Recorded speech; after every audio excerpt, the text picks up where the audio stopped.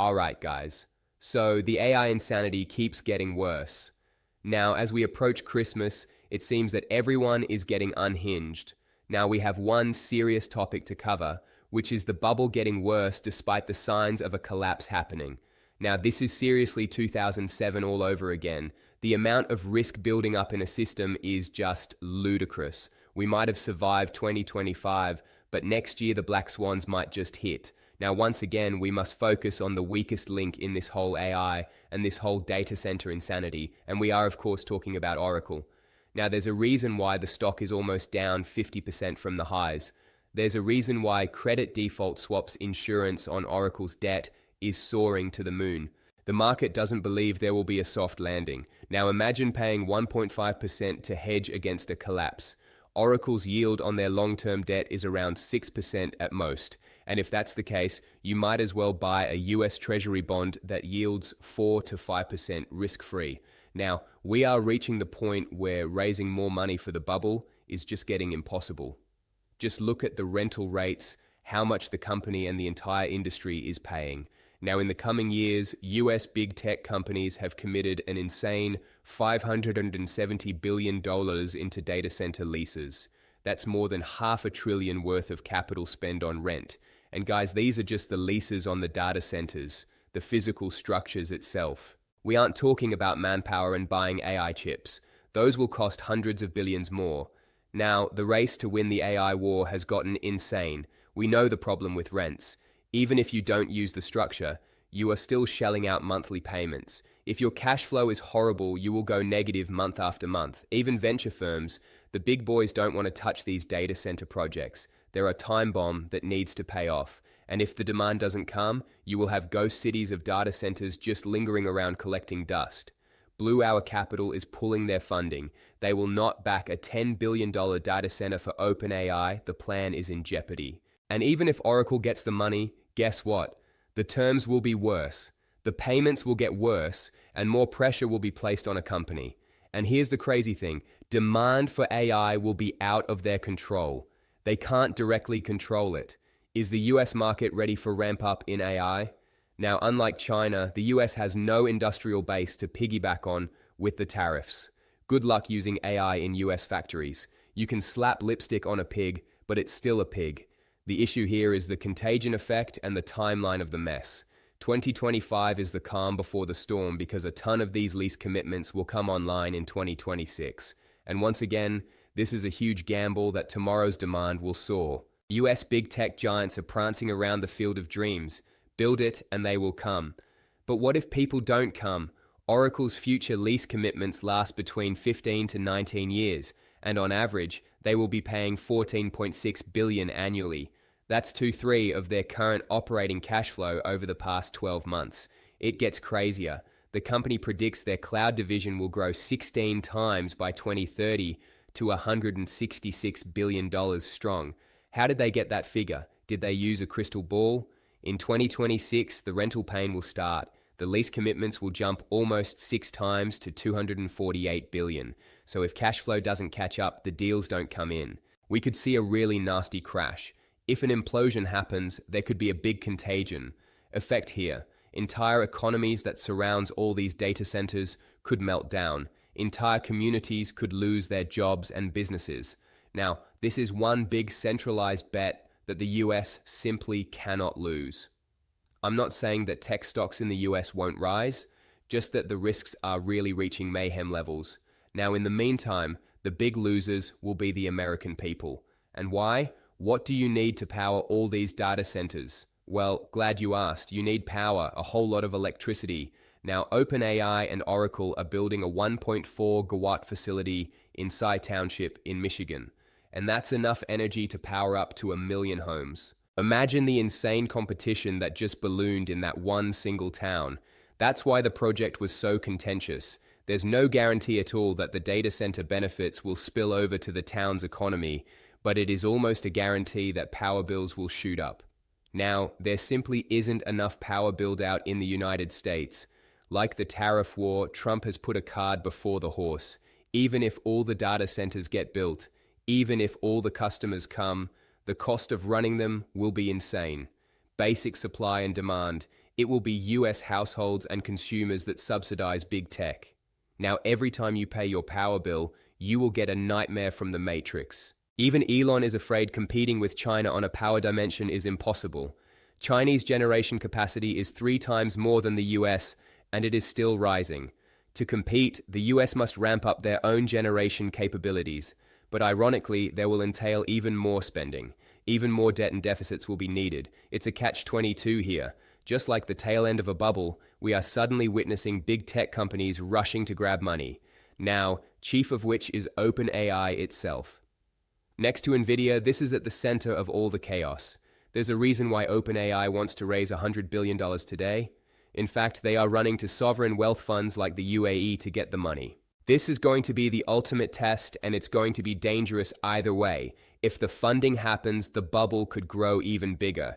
OpenAI could be valued at $830 billion, which is literally crazy. But if the funding round collapses, this could be the pin that breaks the bubble. Let's remember this one fact. The AI race is not done in a vacuum. The US is competing with China. Debt and deficits are not enough. You need affordable supply chains and power. Now, while this mess continues to build, let's touch on a big controversy around Bessent. Now, just what happened to him is bizarre. Scott Bessent just got heckled in a restaurant during dinner, and how he handled it was equally weird. Here are some highlights of the mess. We have a special guest here, and we want to make a toast for the Secretary of Treasury, Scott Bessent. Oh yeah, so let's give it up for the man who is eating in peace as people starve across the world based on his sanctions, which are economic warfare. Send the Venezuelan oil and you have no idea how you are.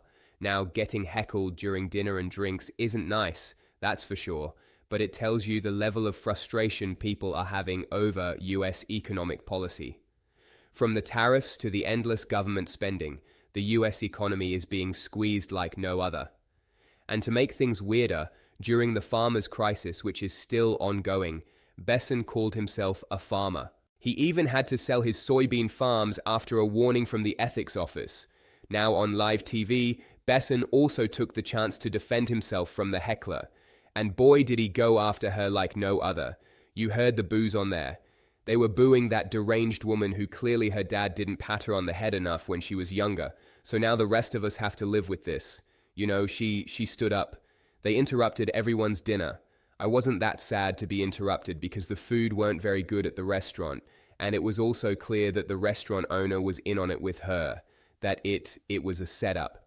So don't worry, restaurant's called Revelers Hour, and we'll be having Magite there sometime in the next month.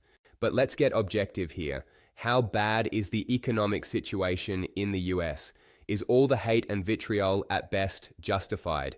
Now, firstly, the US has always faced an inequality crisis. It's a result of companies outsourcing production to Asia and a massive bailouts for money printing. And this next chart is horrifying. From 1989 to 2022, the top 0.1% have accumulated enormous amounts of wealth. Even compared to the rich, they have over $8 million more. Meanwhile, the 50th percentile only has $192,000 in net worth, and the bottom 20%, they have less than $15,000. This is the wealth divide we have been talking about. That's why people are angry. Unless you control the production of goods and services, or you have a ton of assets, you're going to get hammered. Inflation is not your friend. And because of the tariff war and big tech getting all the investments, Main Street is going to suffer even more. This gap is definitely much wider today than ever before. According to Yale, just the tariffs alone are going to do a number on the economy. In 2026, the pain is going to escalate, and the unemployment number we see today, that 6% will likely be hitting even higher. The effective tariff rate in the US today is 16.8%. Even after switching beef to chicken and chicken to tofu and tofu to dog food, the tariff rate is still above 14%. To people like you and me at a store, this simply registers as higher inflation, plain and simple. But the employment numbers show the true pain that's coming. In 2026, GDP growth will get hammered by 0.4%. Economic output will be lowered because spending will come down. Meanwhile, unemployment will be heading up. We could see unemployment rise by another 0.6%, and this will send the figure well above 5%, so more people will be out of work. And these are the effects from just the terrorists. Remember the data center crisis we're talking about, where money flows into one sector.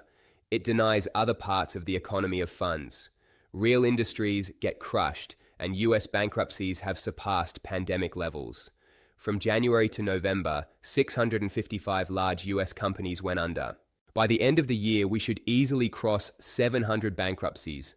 Tariffs are getting priced in, and higher borrowing rates are going to sting. Now, guess which industries are paying the cost? Industrials and healthcare. And that's why people are just so frustrated. The sectors that Trump wanted to revive are in fact collapsing down. Now, heckling a man doing dinner isn't pleasant. Bessent was definitely caught off guard. But I can understand the anger. Economic policy has gone haywire. Literally, 2026 is going to be wow. We have an AI bubble that can't afford the pop. The chip war with China is only going to escalate. And let's not forget the disaster over Venezuelan oil. But hey, maybe we are all wrong. Maybe the administration is right. Maybe Latnik is right. And next year will be sunshine and rainbows. Ordinary. Look for the second quarter of 2026 to be amazing, as all this money comes back into the economy from this big, beautiful bill, which really takes care of Americans. Finally, the president has the power to take care of Americans. Someone actually in the White House cares about the real people of America. Mr. Secretary only. Hang tight, ladies and gents. Q2 will be awesome. Well, I don't know about that. Still seems like a dumpster fire to me. Same but different. Different but same. But let me know what you think. How close are we to an Euro 8 style collapse? And will Bessent get heckled again at dinner? Will he ever eat in peace? Let me know in the comments below. Stay safe. Be sure to smash the like button and subscribe as we navigate through this crazy times.